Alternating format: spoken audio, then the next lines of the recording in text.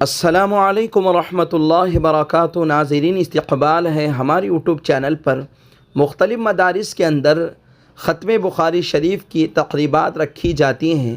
ماشاء اللہ طلباء عزیز بڑے جوش اور خروش کے ساتھ ختم بخاری شریف میں شریک ہوتے ہیں، دعائیہ مجلس میں شریک ہوتے ہیں، اور بعض لوگ اشتہار بھی چھپواتے ہیں اور لوگوں کو مدعو بھی کرتے ہیں۔ ایک طرف سے دیکھا جائے تو یہ خوشی کا موقع نظر آتا ہے اور خوشی ہوتی ہے۔ مفتی تقی عثمانی صاحب دامت برکاتہم کو اللہ پاک جزائے خیر عطا فرمائے۔ جب بھی کوئی عمل بدعت کی طرف جا رہا ہوتا ہے تو حضرت فوراً چوکنا ہو کر ہدایت فرماتے ہیں کہ کہیں ایسا نہ ہو یہ کرتے کرتے ایک بدعت نہ بن جائے۔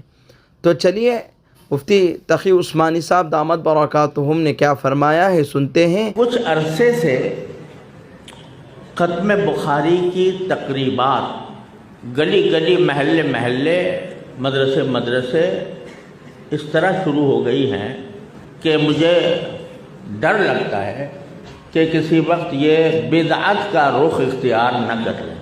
یہ بھی ایک عرس ہوتا جا رہا ہے۔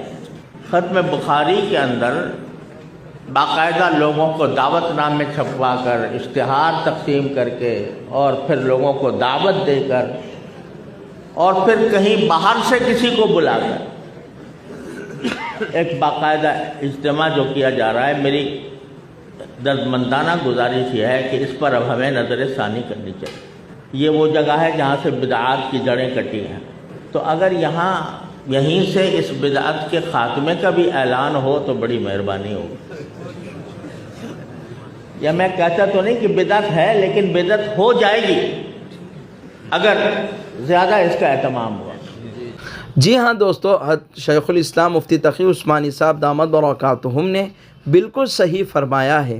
ہمارے یہاں یہی ہو رہا ہے، ختم بخاری شریف کا عنوان بنا کر لوگوں کو جمع کرنا، اشتہار چھپوانا اور طرح طرح کی اس میں باتوں کو جوڑ دینا، بے شک ایسا لگتا ہے آگے چل کر یہ ایک بدعت نہ بن جائے۔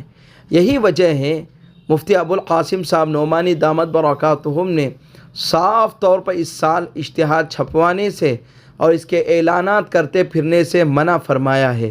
یہ ہمارے اکابرین کی نظر ہے، اللہ پاک انہیں جزائے خیر عطا فرمائے، ان کی جملہ خدمات کو قبولیت سے نوازے، ان کا سایہ تا دیر امت پر قائم و دائم فرمائے۔ درخواست ہے آپ سے آپ خود بتائیں اس تعلق سے آپ کیا رائے رکھتے ہیں۔ جزاک اللہ۔